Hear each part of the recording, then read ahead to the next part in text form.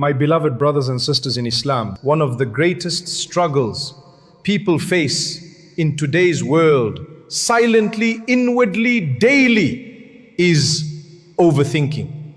And so many come forward asking, how do I stop this mental noise? How do I gain peace from the chaos in my mind? First, let's be clear about what overthinking actually is. It's when your thoughts refuse to pause. You dwell on problems over and over again. You overanalyze conversations. You fear what's coming. You imagine the worst. It's a cycle and it's exhausting. It leads to mental fatigue, anxiety, sadness, and sometimes even despair. It can affect your sleep, your focus in salah, your mood with loved ones, even your trust in Allah. But the beauty of Islam is that it doesn't just tell us what's wrong, it gives us tools, wisdom and perspective to fix it. Let me share with you the first step, and it's deeply profound. Understand that time in this world is made up of only three parts. The past, which has gone and cannot be changed. The future, which hasn't yet arrived and is not in your hands. And the present moment, the only thing you truly have power over. So what should the believer focus on? The present. Our righteous predecessors used to say, be the child of your moment, be the son of your day. Meaning, don't carry the weight of yesterday. Don't fear the shadow of tomorrow. Be fully present with what Allah has placed in front of you now. If you've made mistakes in the past, don't let shaitan trap you in guilt and shame. Repent, seek forgiveness, learn, let go. Your past does not define your future unless you choose to live in it. If you're anxious about what lies ahead, your rizq, your marriage, your career, your health, remind yourself, the future is in Allah's hands. And there is no one more merciful, more wise, more caring than Him. Why let your mind swim in what hasn't even happened yet? Now some people may ask, well, is there no healthy kind of worry? Yes, there is one, and it's beautiful. The only concern a believer should carry about the future is the concern of the hereafter. The day we stand before Allah, that's the worry that purifies you. That's the type that brings goodness. Everything else, let it go. Let your heart breathe. Let your mind rest. Trust that Allah will not abandon you. Live in the now. Do your best and leave the rest to Him. This is the first and one of the most powerful steps to overcome overthinking. Another powerful key to overcome overthinking, and one of the quickest ways to calm the restless heart, is to practice gratitude.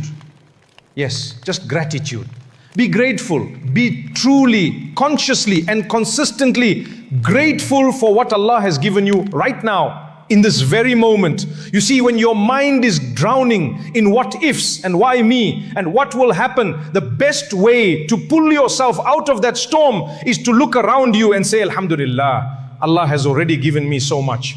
We often think too much because we feel we don't have enough, or we fear losing what we have. But the moment you shift your focus from what's missing to what's already there, you begin to taste peace. Start here. Alhamdulillah that you are a Muslim. Alhamdulillah that your heart believes in La ilaha illallah. That's already a treasure beyond this world. Everything else in life, wealth, health, respect, status, comes and goes. But your deen, that's the only thing that truly stays. That's what you need to protect. That is the greatest blessing of all. If you woke up today and in the early morning you raised your hands and made a dua, if you opened the Qur'an and read even a few verses, if you said astaghfirullah sincerely even once, then you're blessed. You've already started your day with something most people ignore. But we often forget because we compare ourselves with others. We scroll on social media and suddenly our life feels too small. too boring, too slow. We hear of six-figure salaries, fancy degrees, job titles that sound like success, and we feel less.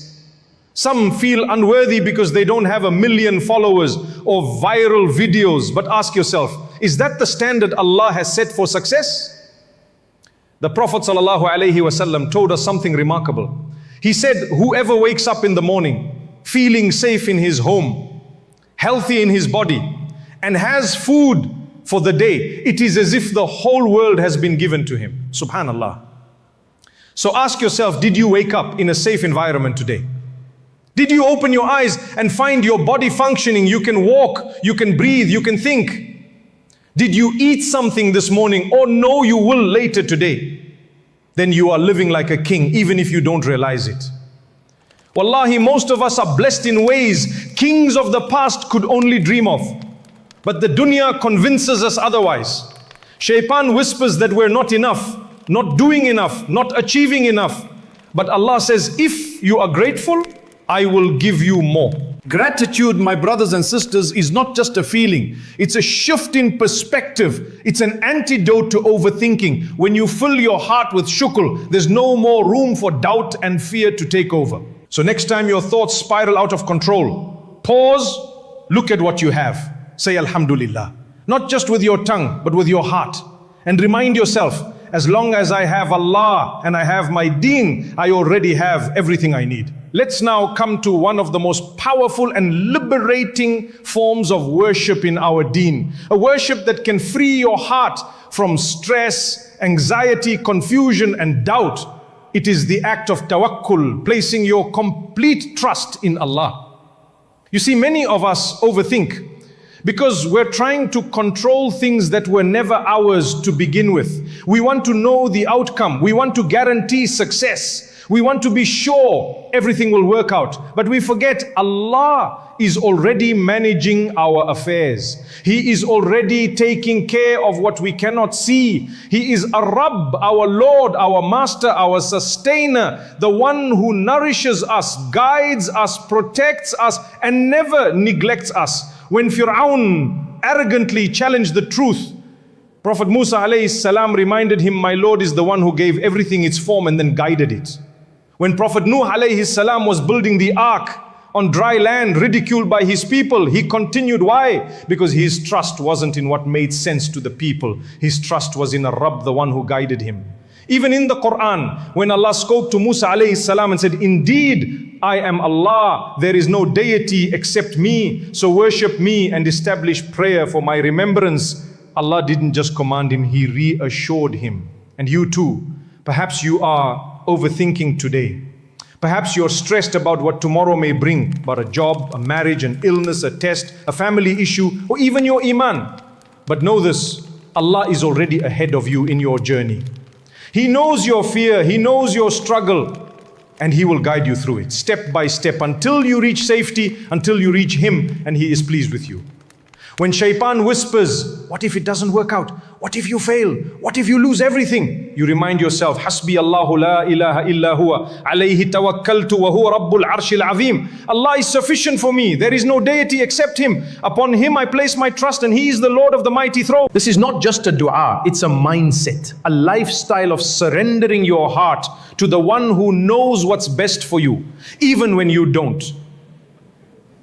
You don't need to carry the burden of the unseen. You just need to walk with faith. Take the means, yes, but place your heart with Allah. Tawakkul is not passive. It is active, living trust. It means you try, you strive, and then you say, oh Allah, I leave it in your hands. You know I don't. You see I cannot. You can. And I trust you completely. And that is how you release overthinking, by knowing that the one who is writing your story is also the one who loves you more than anyone ever could. So stop trying to control what only Allah can manage. Trust Him and you'll find peace. Now let us speak about something deeply unique, something that sets Islam apart from every other religion or belief system in the world. It's one of the pillars of our faith. It is called Al-Qadr, the divine decree of Allah, the belief that everything that happens, whether good or seemingly bad, is by Allah's perfect wisdom, knowledge, and will. You see, in most belief systems, people struggle to explain hardship. They wonder, why did this happen to me? Why didn't I get that job? Why was I rejected? Why did I fall ill? But we as Muslims have clarity. We don't just say things happen by chance. We say it was written by Allah, and He never makes a mistake. When a person truly believes in Qadr, it transforms them. It removes fear of the unknown. It kills the habit of overthinking, because they know if something was meant for me, it will come no matter what stands in its way. And if it was not meant for me, I could chase it with all my strength and it would still slip away. That's why the Prophet ﷺ taught us, know that what has missed you was never meant to hit you, and what has hit you was never meant to miss you. This is a mindset, a reality, a way to live. This is what Luqman the wise told his son when he taught him belief in Allah. You will never taste the sweetness of Iman until you believe in Al-Qadr, the good of it and the bad of it. Why? Because Qadr teaches you to stop clinging to this world. To stop thinking, if only I had done this differently, or maybe I messed everything up. No, my brother, no, my sister, you didn't ruin your future, you didn't miss your destiny, you didn't fall behind. You are exactly where Allah wants you to be right now. Maybe it's to teach you patience, maybe it's to elevate your rank, maybe it's to protect you from something you can't see yet. You're not failing, you're being carried by the will of Allah. Once you truly believe in this, once you internalize that Allah's decree is always better than your own plan, you'll sleep better at night. You'll smile in the face of uncertainty. And yes, you'll stop overthinking, because belief in Al-Qadr brings peace, and peace is the opposite of mental chaos. So the next time your mind starts spinning, remind yourself, what was meant for me will never miss me, and what missed me was never meant for me. Say it with conviction, say it with your heart, and you will feel that storm inside you begin to settle. You'll stop trying to control the outcome. You'll start trusting the one who wrote your story, and he never writes a story without wisdom. Our Prophet Muhammad sallallahu alaihi wasallam, the most wise, the most beloved, the most guided human being, gave us a simple, beautiful, and deeply effective way to handle the storms of life. When something happens, when you're hurt in a relationship, when your finances collapse, when you're diagnosed with something difficult, or when things simply don't go the way you hoped, don't drown in overthinking. Don't get trapped in endless analysis. Instead, the Prophet ﷺ taught us a powerful phrase to say, قَدَّرَ اللَّهُ وَمَا شَاءَ فَعْلَ. Allah has decreed it, and whatever He wills, He does. That's it, subhanallah. Say it and surrender. Let your heart settle in the knowledge that this was written by the one who loves you more than your own mother. That He never writes something in your life except with purpose, mercy, and wisdom. You see, when we overthink, we often replay scenarios. If only I had spoken earlier. If I had just chosen a different job. If I had married someone else. If I had studied something different. If I didn't make that one mistake. But the Prophet ﷺ warned us, do not say, if only I had done this or that. For indeed, if opens the door to the work of shaitan. Why? Because the word if traps you in an endless spiral of regret and doubt. It makes you question the plan of Allah. It makes you believe you were in control when you never truly were. And it slowly chips away at your Iman, your peace, and your ability to move forward. The if only mindset doesn't fix anything. It just makes the pain heavier. It fills your heart with blame, self-loathing, and what ifs that never end. It opens the door to shaitan to, you're a failure. You missed your chance. You ruined everything. But Islam shuts that door completely. Our deen teaches us not to overthink the past, not to drown in regret. It teaches us to say, قَدَّرَ اللَّهُ وَمَا شَاءَ فَعَلَ. Allah decreed it. He does what He wills. And that's where peace begins. So next time you're hit by something unexpected, a heartbreak, a rejection, a missed opportunity, don't replay it in your mind 100 times. Don't scroll through old messages. Don't wish to rewind time. Pause and say it with belief, with submission, with surrender. Allah decreed it and He does what He wills. Let those words close the door on shaitan. Let them be your shield against the fire of overthinking. The simple phrase is one of the treasures of our faith. And subhanallah, only in Islam do we find something so beautifully practical and spiritually healing. It's not just about saying the words, it's about living the reality. What's written for me will reach me. What has passed me was never meant for me. And my Lord never makes a mistake. So my dear brother, my dear sister, let go of the ifs. Let go of the endless over-analyzing. Let your heart rest in the hands of Ar-Rahman, the most merciful. Say, قَدَّرَ اللَّهُ وَمَا شَاءَ فَعَلَ, and walk away with peace. This is how Islam teaches us to overcome overthinking, with faith, with perspective, and with surrender to the one who knows best. Let me end with a simple example, something you can picture in your mind, something to help you understand how to stop overthinking and find peace in your journey. Imagine you're about to explore a dark, unfamiliar cave. You're not alone, you're with a guide, but not just any guide, someone who's been doing this for 25 years. He's led hundreds of people safely in and out of this cave before. He knows where the rocks are loose. He knows which tunnels are safe and which paths are dangerous. He's calm, experienced, confident. Naturally, as you step inside the cave, it's dark, it's cold, and you start to feel afraid. A rock falls from above, a bat swoops past your face, your heart races, but your guide looks at you and says, don't worry, this is normal, I've seen it all before. Just stay close, follow me. You may still feel a bit anxious, but you trust the guide. You believe that as long as you stick with him, you'll make it through. You'll come out safe on the other side.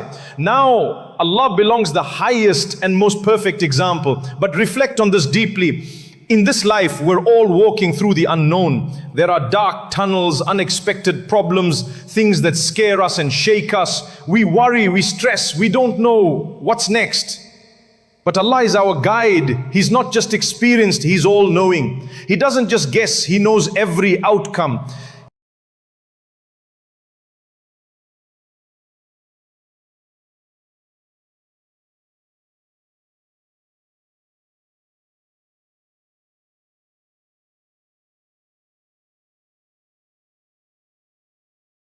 Follow His commands, stay close to His book, walk in the footsteps of the Prophet Muhammad sallallahu alaihi wasallam. But if you choose to ignore the guide, to do things your own way, to reject the commands, to turn your back on Allah, then like the person in the cave who wanders away from the guide, you're lost, you're in the dark, all on your own, and anything can happen. And who will help you then? So trust Allah.